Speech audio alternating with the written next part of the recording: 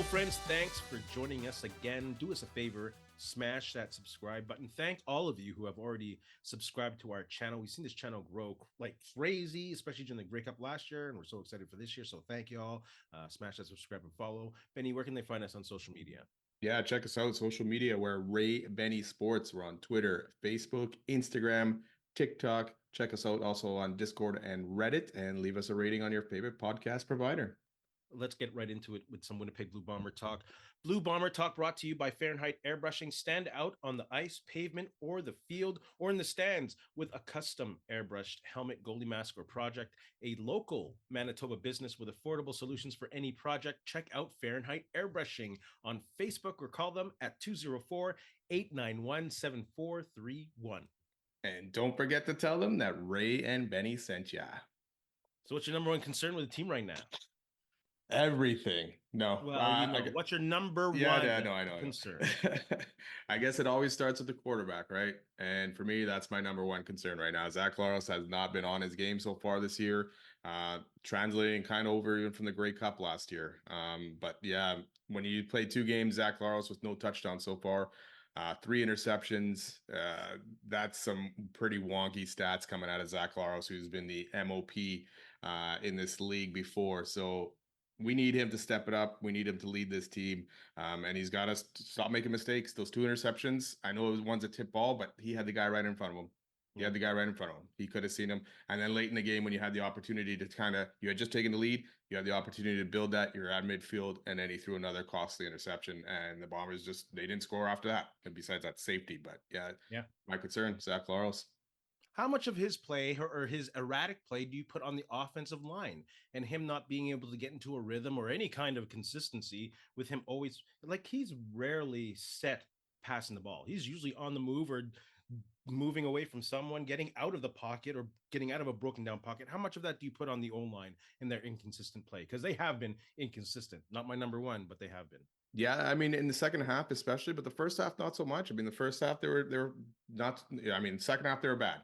First half, they were a lot better, and he still was struggling to move that ball. I mean, how long did it take for the Bombers to actually get a touchdown in that game? So he's missing receivers, and not just him. He's hitting receivers who are dropping the ball. Drew Wolotarski, it's like, okay, what's going on? So, yeah, the rhythm of whole offense is out, and it starts with Zach Laros.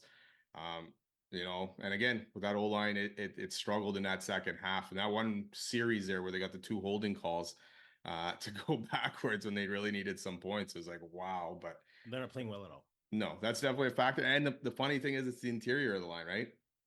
We're all worried about Lofton, but right now, Neufeld, Kolinkowski, and Dobson, who's still first year really starting, struggled, and Ottawa got at them pretty good in that game, especially even that last play that they had at the 7, that third down, right? No time for Claus. And the GOAT can't be above criticism, Stanley Bryant. Like, much respect, Hall of Famer, how many times in a row Offensive Lineman of the Year total, but he has not been spectacular either. There's been some pressure on Collaros' backside. That is directly Stanley Bryant's responsibility. So all across that O-line has been oof. My number one concern has been that play calling. Yeah, the injuries are there, and those will always be a concern when you have a team going into the season with a lot of experience. They've gone through the grind. They've gone through extended seasons for the past 4 or 5 seasons, going deep into the playoffs and the Grey Cup. Right now, they have 6 projected starters out due to injury. But this offensive play calling is mind-boggling. First game, 11 carries, 14 touches for the CFL's MVP. Yes, there's injuries there, but the game plan definitely shouldn't have changed. They've got to feed the running backs. Johnny Augustine in the second game, 7 carries, 9 touches combined. That's mind-boggling when the opposing defense can neglect the run game without having actually stopped it. That's ridiculous to me. Where are the screenplays that's incorporated with the running game and get the running backs going? Where are those screenplays to widen out and spread out the opponent's defense? Where's the lack of crossing routes? We talk about the Bombers being on the 7-yard line with a chance to score. There were barely no crossing routes to try and confuse the tight coverage that they had within 10 yards. And of course, the non-existent use of the heavy set and tight end offense is frustrating with a capital F. I don't get that. You're trying to get the mismatches on the field. And when you have 6 offensive linemen with a defense that's sending just the defensive line, there's your mismatch. There's your mismatch. And start from there. And also the lack of using Nick Dembski in creative ways is puzzling. Before we see this guy go across the line with motion, now we don't see that as much. He's not part of the running game with this jet sweeps or anything. And the lack of a Chris Streveler package, just these offensive play calls and decisions are like, they're befuddling, they're disappointing, and the offense looks pretty predictable right now. So for me right now, I'm not going to put it all on Buck Pierce. I don't know what goes on in the meeting rooms and how they come to these decisions, but the play calling across the board on the offense has just been horrible. Yeah, and I gotta agree. And the funny thing is, because this offense has been around, it's been around together. A few changes here and there with obviously the Lawler injury and the two new guys on the offensive line, but this offense should be more in rhythm. And Buck Pierce has been here for what now? Since 2019 as OC. After that, 2020, I guess. Yeah. Or whatever the wipeout season was there, kind of thing. So yeah, I expect more out of them too. And the running, like 7 runs for Augustine. Like, come on, man. Like we talked about it before. There should have been more of Oliveira being the feature of this offense. And unfortunately, he came in training camp. He's hurt. He hasn't been able to play. He played the first game, hasn't played the second game. He's still not practicing this week. So we'll see what he does for BC. But yeah, Augustine's still a good running back. Use him a little bit more. Even on that, when you got to the 7, where is he? Where is Augustine? He just hit a 4-yard TD run earlier in the game. So yeah, the offense needs to pick it up. And that's where the Bombers are. Like, how many points have they scored in 2 weeks here? Horrible. Yeah. No plays. Like, what is the number one? And like, how are you getting Dalton shown open? Are you just depending on one-on-one matchups all the time? Like, what is sorry to sound so negative. Sorry to sound so negative, but that's kind of where they are at 0-2 right now. I still believe that they're a good team and they'll come around it because they have that veteran leadership, but it's not looking good right now. Well, even with Dalton shown what that second down pass, or was it the first down pass when they got to the 7, he had shown open. But Ottawa was focused on that, right? And the pass it could have been maybe a little bit better, a little bit harder. I don't know, but their DB got back there and he knocked the ball away because they knew he was probably going to Dalton Schoen in that situation. I'm going to go ahead a question. So but should Chris Streveler have been used during that time? They had 3 shots at the 7-yard line. No doubt. No doubt in my mind. First down should have been at least a run. You put Streveler on there. You put Augustine. Even if you want to leave Claros in there, you put all those guys back there and confuse Ottawa, and then win that battle. You get 5. If you get 5 yards on a run there, hey, then you can just pound it in on 2 more runs, basically, with Streveler behind the line. If you don't get anything on that, you still got 2 more shots for the end zone. But now you change things up because that third down play to me was a bust anyways because they didn't get an opportunity to even throw the ball there. And that, like you said, that was only a 4-man rush on that one too. Yeah. And I think Zach Claros panicked a little bit in that pocket, went the wrong way, and it led right into an Ottawa guy's lap. But again, guys were open there. That O-line was struggling on that play too. So yeah, Streveler should have been in there. Something should have been done with Streveler, even if you don't use him. Even if you don't use him. Like, even with Streveler in there, that doesn't mean automatic run, but it does mean that Ottawa has to respect the possibility of Streveler's run and leave more guys in the box. So that means you're leaving a receiver open somewhere. And yes, Chris Streveler is not the best passer, but this is a 7-yard situation. I truly believe in my heart that he has grown a little bit from when he was starter as the Bombers. And even as starter as the Bombers, he still was able to complete passes like that. So just not putting him in, and again, that goes to offensive play calling. And what this is a scenario for me where you would use him. Like, why else did you bring him in? You didn't bring him in to sneak. We had Prukop for that. Prukop was just as good at that, and Prukop scored a touchdown this weekend too doing that. So for me with Streveler, I was hoping they bring him in and do other things from, like we saw in the first game where he ran after a handoff from Claros, stuff like that. But we're not seeing it so far. In week 1, where was that? Yeah. Unbelievable. Like, yes, it's going to be a negative one this week because they're 0-2. We're not familiar with this. It's been a while. So there are more negatives to pick than positive. But believe me, we still love our Winnipeg. We're not used to being 0-2 after a few years, right? And watching them play and watching this offense struggle the way it has. And I know they got a lot of new guys. It's only 2 weeks into the season. And look, Montreal got hot when they needed to last year, right? So lots of season to go. But yeah, right now it's a lot of negative. So let's go encouraging. What is the number one encouraging thing with the Bombers right now? I'm going to go with the defense. I was more than willing to watch this unit find their identity for the first month of the season. But other than the beginning of the game, they were pretty strong. And they're pretty strong through some injury adversity. Like they're playing a four-man defensive line for pretty most of the second half. And Yeah. that's tough in the CFL. You know, when you want to get some decent pressure on the quarterback, you got to have some kind of rotation going. And when you're playing the same four almost every down, that is tough. The secondary really came into form, I believe, in this game. They played strong. Not that they played horribly against Montreal. They actually played pretty good for a first week with some new pieces in the secondary. So yeah, I think the defense is very encouraging to me, even though Haba didn't look good on crutches today at practice. And who knows what's going on with Fox and the injury list there.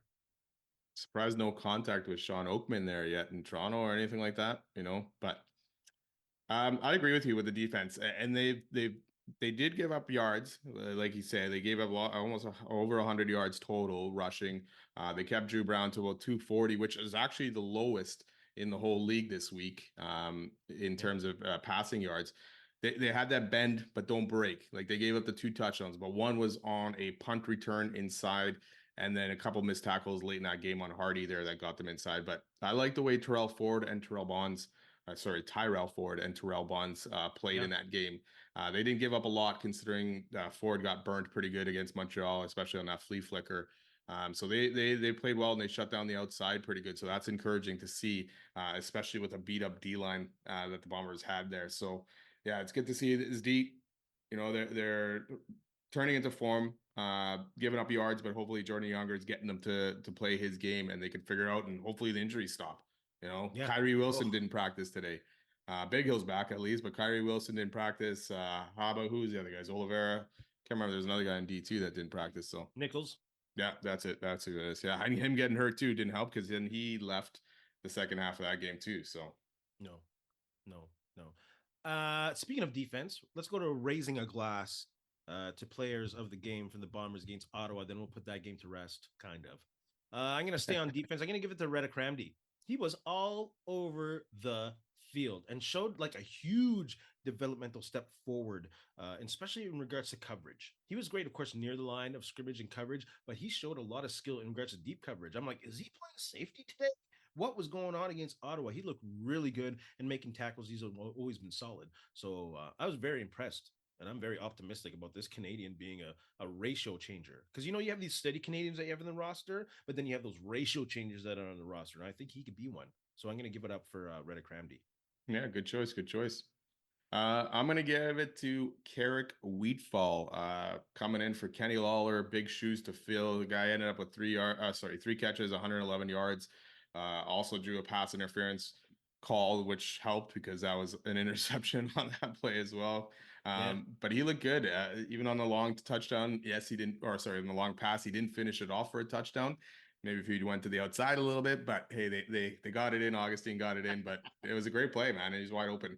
And he made some big plays late in that game too to help them move down the field afterwards. So I like the way he played. And like I said, big shoes to fill. And you got guys like Dembski and Schoen in this game, and he ended up getting more yards than these guys did. Yeah, he had that huge one. Yeah. 20-something yards. So encouraging to see, because even with when Lawler gets back, he's that good option for that 5th guy possibly. So yeah. What impressed you most about the Ottawa RedBlacks? I'm gonna go more so with their second half D. I thought their D looking at their roster and all that stuff before we previewed the game. The D was young. I thought the Bombers could take advantage of it, and they made some adjustments going into that second half, and they got after that O line of the Bombers like we talked about earlier. And disrupted Claros quite a bit. So that D line, especially when they were rushing 4, they were causing problems. And the Bombers couldn't handle it. So yeah, defensively, and usually the RedBlacks last year would lose these games, right? Yeah. So they changed it around a little bit this year and played a little bit better on D and hung on really to end up winning that game. But yeah, I like the way that D played in the second half. Yeah, their secondary played really well. Like they had corners playing man coverage for a lot of the time, and they were shutting the Bombers down. Their big receivers down, and a combination like Caleros passed for under 50% in this game. Yeah, 15 to 31. And like you mentioned, the second consecutive game without a TD pass, and their cornerbacks were on an island many times. So yeah, shout out to their defense. And shout out to their offensive coordinator for sticking with their run game. It wasn't working for the most part, other than the two big ones that they got. But for a defense like that, that's how you wear them down. That's how you wear them down. You just stick with this. So I was very impressed with that. I wish the Bombers would do that. Yeah, and on that one big run, it was Brandon Alexander of all people not wrapping up Armstead in that and letting him get out, and then he broke that off. It's like, oh, it's just mistakes. It's uncharacteristic stuff that we haven't seen out of the Bombers in the last few years that they're gonna have to clean up. Speaking of stuff that they clean up, they play the BC Lions at home. What do they need to do to win? Want to start an offense? Yeah, sure. Get the running game going. Okay, go, yeah. Focus on the running game. That includes Chris Streveler with his hands on the ball in all types of formations. And that includes throwing the ball out of these play action. Do they use play action? Did they use play action at all last game? Where's play action? Use play action. Use a heavy set. Get an extra lineman in there. Come on now. So in offense, I'm just, get the running game going, get the O-line going. Heavy set. Heavy set. Heavy set. Yeah, I think if you can get that run game going, it takes a little bit of pressure off Collaros, who needs to bounce back in a big way and have a good game here. So if you can help him in any way, that run game would definitely help. Hopefully Oliveira can play, but I have faith in Augustine being able to do a good enough job. Not probably the same as Oliveira, but I think he can do enough to help this team. Just give him more opportunities, right? You don't need to throw 31 times in this game here. But yeah, that's where it starts for me. And the O-line obviously is a big factor in that. You can't run the ball if your O-line can't open up holes, right? So they're going to need to have a bounce back game as well, and prove that, hey, we can gel and we're going to be just as good as we were in the past few years, even with the new guys. Yeah, you know what would help the running game? The heavy set. Yeah. On defense, they can't get behind early. And they did play well, but they didn't stay, when they were at their healthiest, they didn't come to play right away against Ottawa, and that put them behind the ball. 13-0? Yeah. They can't be behind the 8 ball, especially with an offense playing the way it is. So they just got to be focused early. I don't know if that might sound a little simple, but that's what I believe. Well, yeah, they've been down. I mean, yes, they got that field goal against Montreal, but they've been down early in these games. Montreal came back with a touchdown after that punt fumble, but yeah, it'd be nice to see them have a lead instead of chasing the game at some point. But Vernon Adams, I mean, he's got the weapons, right? So it's going to be a good test for that Bomber D again, because they held Drew Brown in check a little bit, but he had some wide open receivers. And still, to me, Drew Brown in this game, he made some good plays, didn't make any mistakes.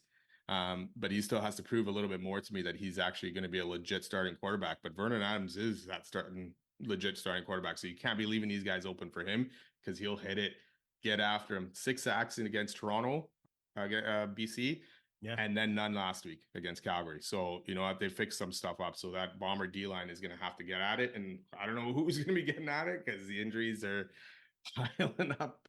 Is Jeff Goat coming back? Jeff Goat? Get on that phone. If you had the opportunity then as GM, would you be calling Jeffcoat or would you be calling Oakman? I'd probably be doing Jeffcoat, just because Jeffcoat knows the team, knows the players, knows the plays. I mean, so yeah, I'd probably go that way first, but I wouldn't be upset with Oakman either. No, he's still working out in Texas or wherever he is. I see him posting on Instagram that he's still working out. Jeffcoat? Football workouts, yeah. I'm not saying he's hinting comeback. No. I'm just saying he's working out. He's staying in human shape. Right, with all these injuries and guys going on the 6 gamer, their cap space is opening up a little bit, right? Imagine that ovation if he came back. Oh yeah, you gotta use it in a good way, man, because you can't blow any more games. I mean, sorry, they can lose more games, but I'd rather see them start to pick this back up and get back to the way the Bombers have been playing the last few years. Absolutely. And the thing is, they're not getting their ass kicked. No. Yeah. These games are close, right? Well, that Montreal game wasn't really close, even though the score ended up being. But it could have been more of a disaster. Yeah. I think they also, special teams, they need to stop your boy Terry Williams in BC. They got to be better. Terry Williams was the best returner in the CFL last year. And the Bombers weren't very good against the kick last year. And right now, the Bombers are last in punt return average, last in opponent return average, second last in kick return average, last in field goal percentage. Chipgate. Second last in punting average. Second last in kickoff average. Last place in big play return against. Like, special teams is not in a good place right now. No, and it allowed a couple big returns last game. 28-yard return to start the game, and then that 49 punt return later that led to a touchdown. Yes. So, and Myron Mitchell looked a bit better, but still, it's not. He wasn't matching up with what Dedmon was doing in that game. So I don't know. What's his name is back? Chris Smith. Yeah, so he's been practicing this week, so we'll see if he gets in. Otherwise, you got to be picking up the phone and calling what's his name, Chandler Worthy, there, who got cut by Montreal. Yeah, you can't mess around too long on this stuff. Special teams is huge in the CFL. That's field position, not necessarily about scoring, but you get a 30-yard return either on punt and kick, and you're flipping that field. Yeah, exactly. It's big, man, because that field is huge. You can easily get 20 to 30 yards half the time. Janarian Grant. Yeah. Life after Janarian Grant is hard. Yeah. Anything else the Bombers have to do? Well, there's lots of Bombers have to do. Anything else we haven't covered that you'd like to talk about? Or are we moving on? No, I got it. I want to see a victory. It's another home game. I can't imagine this Bomber team going 0-3. Again, it's a big game because we've had good games with BC over the last couple of years, and again, knocked them out of the playoffs. So BC is going to be wanting some of revenge again. And we saw the first game last year against BC, how they came out. But BC's defense is susceptible. They haven't been playing good so far this year either, and they've given up 300 yards, I think, in both games. So the Bombers offense has another opportunity to get it right. Bomber fans, get out there. Let's get a sellout. Too bad they didn't get a sellout in their home opener to continue. Yeah, it's still surprising. What? What's your biggest takeaway from week 2 in the CFL? For me, speaking of quarterbacks, like I don't know if defenses are worse this year in terms of yardage given up. Like, I know it's not tons of points being scored, but yardage, like there was 4 quarterbacks who threw for over 300 yards this week, and then 3 others who were over 250, 270. Drew Brown was the only one that was under 250. So that to me is crazy, because usually the defenses are ahead of the offenses kind of when the season starts, right? But to see that, I mean, it's good for the league. A lot of passing yards, not a lot of rushing yards. I think Armstead had the most at 95. So it's been a lot of passing to start this game. And I guess maybe it's like even for Saskatchewan, they've been down in both games. So it's like, hey, we got to throw, because Oled has done not much on the ground in those 2 games. So yeah, that's a big thing for me so far. That Ryder air tax is going to be crazy this year. It's going to be crazy. My biggest takeaway after week 2 is teams have to start making game days an event. It takes money to make money. Yes, we all can't get 50 cents every week to come out, but even you look at the NFL in their opening weekend, they have pregame concerts with huge stars. So why isn't the CFL doing that? You know, days of banking on CFL diehards in markets like BC, Toronto, Calgary, even Edmonton. I just saw a game back here in my backyard. Commonwealth is just right there. Edmonton, and the game day experience in regards to what happens pregame, it's got to change. The CFL has to change to get people out of their homes into the stadiums. It's not just about hardcore season subscribers. You got to get new eyes into the game all the time, and we'll talk about Edmonton very quickly. But the success in BC, you know, sure, some people left by halftime, but you still had 40-something people, 1,000, whatever, and new faces coming to watch the game and being in the stadium and being at that environment, and they might come again. So you got to start doing that. That's my biggest takeaway from week 2. Yeah, that's the thing, right? You get 50 Cent in or someone like that, you bring in some new eyes. Hey, you're good if half of them or even a few of them, you know, in terms of numbers, say, hey, that was actually a good game. I came here for 50 Cent. I stayed for the game. I enjoyed it. I'm going to come back next week, right? So even if you get 1,000 to 2,000, then next year you do it again. You bring someone else big in to start the season off, and maybe you attract another 1,000 or 2,000, you know, and then you start building from there. And then you got these full stadiums and you start getting fans for life, right? I know 50 Cent is 50 Cent. Sorry, not cents. 50 Cent is a bit of an older act, but if you can get some younger acts as well to get the younger crowds in too, then that's where you start building that too, right? Yeah, like Toronto. Come on, Maple Leaf Sports Entertainment. You can't call in a favor from Drake to do a pre-show. One favor from Drake. Come on, you got to market these games better. CFL teams like Winnipeg, Saskatchewan, they're solid. They can hire local bands and they'll still get 25, 30,000 plus out to a game. But y'all other markets, y'all got to be creative now. Yeah, especially in Alberta, because Calgary and Edmonton both, right? Yes, and they're not going to get any new stadiums anytime soon, it seems. No. Like Edmonton Stadium is huge and they can't fill that. They got to bring in some. Where's Terry Clark or Katie Lang? Bring in that nonsense. Let's go. Come on, game day. They got to advertise game day. That's not though. They're great. It's just they're from Alberta. Anyway, Yeah. who's your CFL Power 3 after 2 weeks? Let's go from 3 to 2 to 1. Who do you got at number 3? 3, 2, 1. Contact.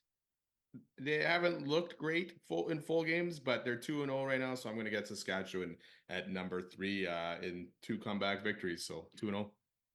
At 3, I got Toronto. I was really impressed by their first game. They had the week off, but they had Cameron Dukes. Yeah, I like their consistency with Dinwiddie, and they have amazing play in the trenches on both sides, the O line and D line. And when you're starting there, you're already in a good spot. So I got Toronto at 3. I'm gonna go with Saskatchewan at 2. I really like their offense. Yes, penalties are killing them. Still, They're okay. a young team. They're enthusiastic. Coach Mace also has to learn to settle them down, but that'll come with experience. I think that's something that they can fix. But I think they're a tough team, and they'll have a good D, a solid D, and their passing game's gonna be crazy. So Saskatchewan too. Yeah, they haven't really got it together yet fully, and they're 2-0. So that's definitely a good start because it should just build from there, right? Yeah. I'm going to do Toronto at number 2 just after their week 1 win. They looked pretty good in taking down BC, and like you pointed out already, D-line, O-line looking pretty solid, and Cameron Dukes looked good. So I think we got the same number 1. Who you got on 1? Winnipeg, right? No. Montreal, of course, Grey Cup champions, 2-0. On both on the road, right? So Yeah. that's a pretty good start for them to not even have played at home and being 2-0. The Champs are looking good, Yeah. and they're composed. And yes, they beat the Bombers in the Grey Cup, but it now seems that they're finding their identity of being a team that'll grind it out, play physical football, and minimize their mistakes. That's who they are. Yeah. Like they're getting very close to playing. If you want to compare to NFL football, very Pittsburgh Steelers type football. Depend on your defense. Don't make any huge mistakes. And you know what? Good coaching gets you big plays later on.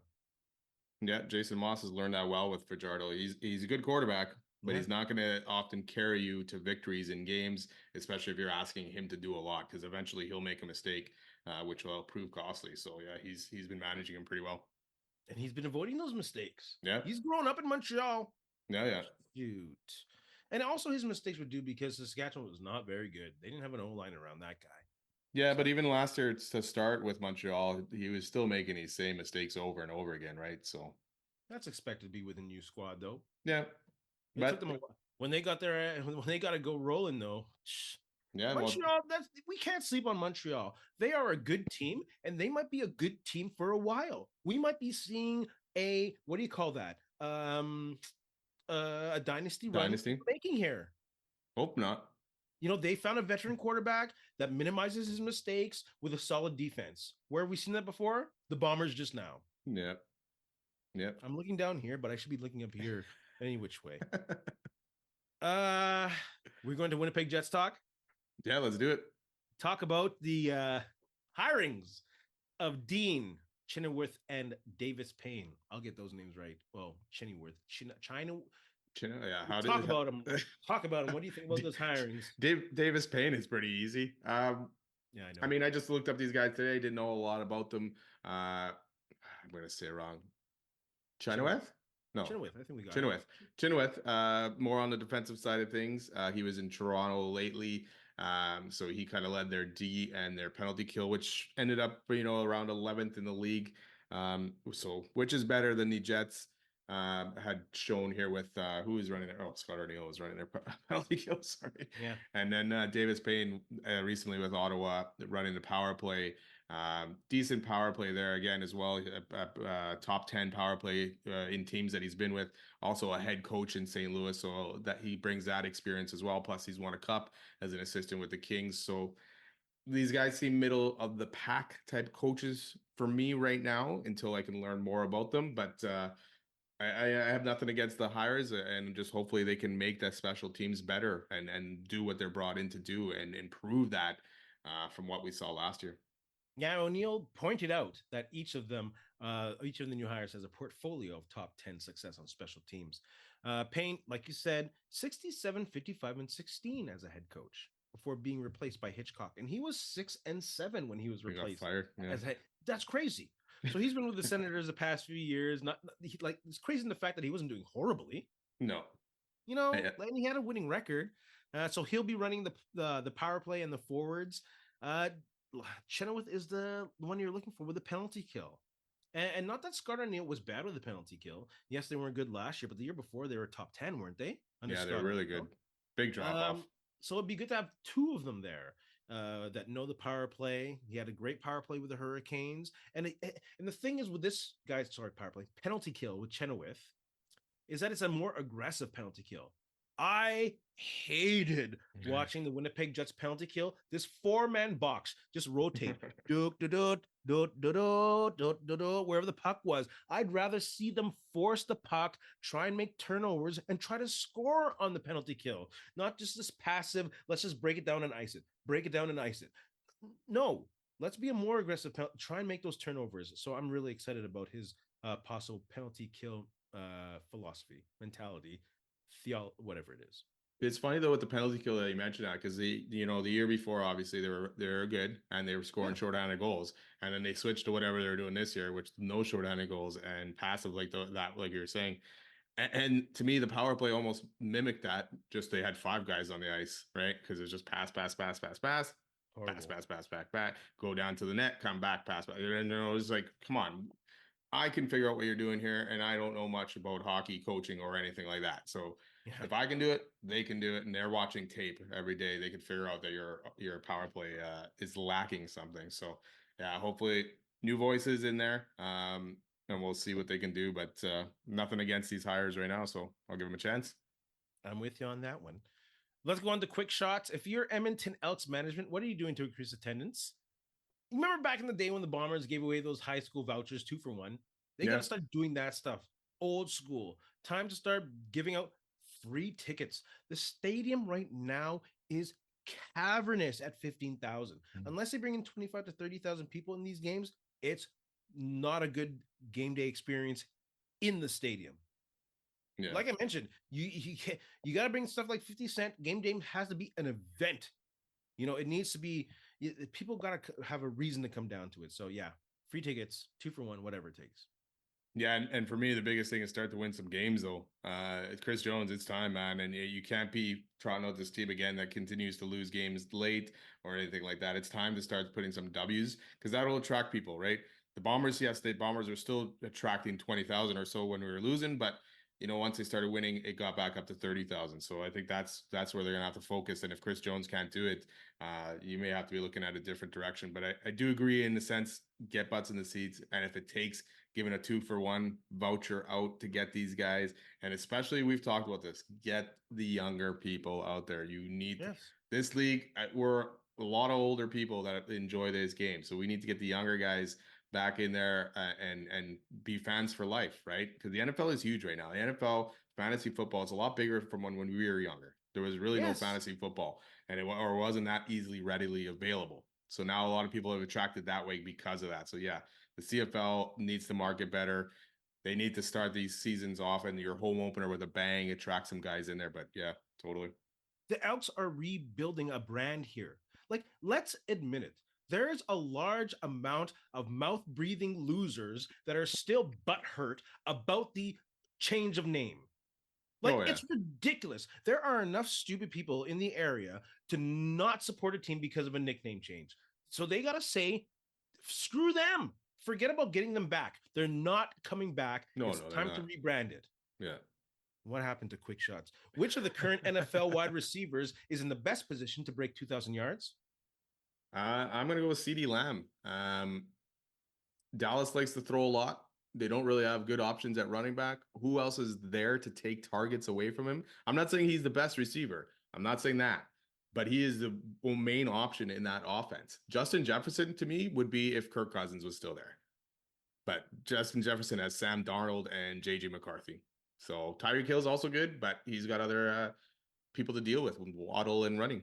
So I was shocked. I thought we would get a different answer on this one. I got CeeDee Lamb. There's no running game in Dallas. They'll be playing from behind. They play the Commanders, the Eagles, and the Giants, who all gave up more than 4,000 yards passing. Yeah. Tyreek Hill, possibly, but the AFC East, none of the teams gave up more than 4,000 yards passing against. So I got CeeDee Lamb as well.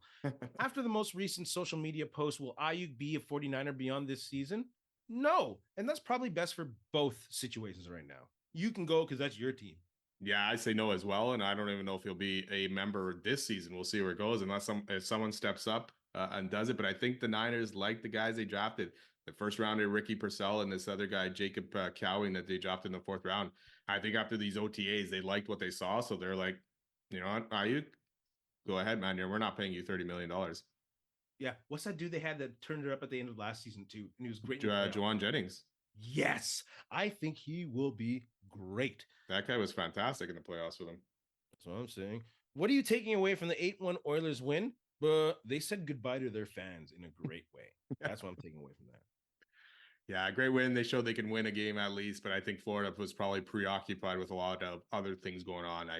So I think for Florida tomorrow night or whatever will be a lot more focused than they were in this one.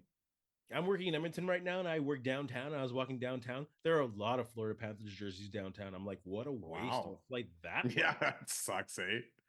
Why didn't you stay in Miami and watch it on TV? Probably a lot of them were family. Yeah, and there's no way that there's that many Florida Panthers fans in Edmonton. No. Or in Canada. That'd be crazy, actually. Thoughts on the Minnesota hockey team in the PWHL picking Brittany Curl? Controversy because of her posts online against LGBT and color folks.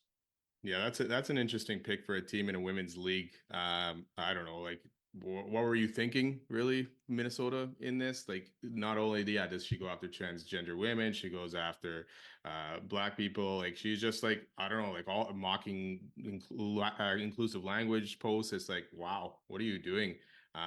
So yeah, terrible pick for me to see a team like that do that instead of trying to build this league. This is such an NHL move. Yeah, that's so true. You'd expect this from NHL culture. It's like this happened the day after Mike Babcock was rehired by someone. Like, of course. So it's a little surprising to me. I'll give the person a chance. I'll give Brittany Curl a chance. She had this great little cute video about, oh, sorry about my little post. Nah.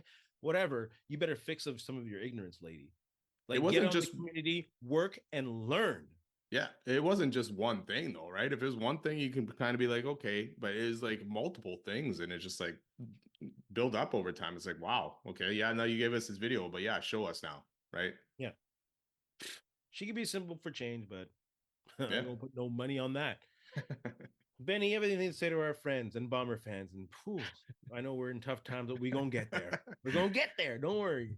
Hang in there, Bomber fans. You know, the rest of the league, the rest of the fans are probably looking at it and going, enjoying this because they were waiting for the downfall of the Bombers. But long season, let's buckle in and hope it goes well and have a good week. Good message. You know, it's tough being online, seeing all these messages, but at the same time, it's funny knowing that we live rent-free in Saskatchewan Roughriders fans' heads. And in the words of LeVar Burton, we'll see y'all next time. Hey, friends and neighbors, don't forget to check us out online on Facebook, TikTok, Instagram, and Twitter at Ray Benny Sports. And don't forget to check out our YouTube channel. Leave a like, leave a comment, tell us what you think.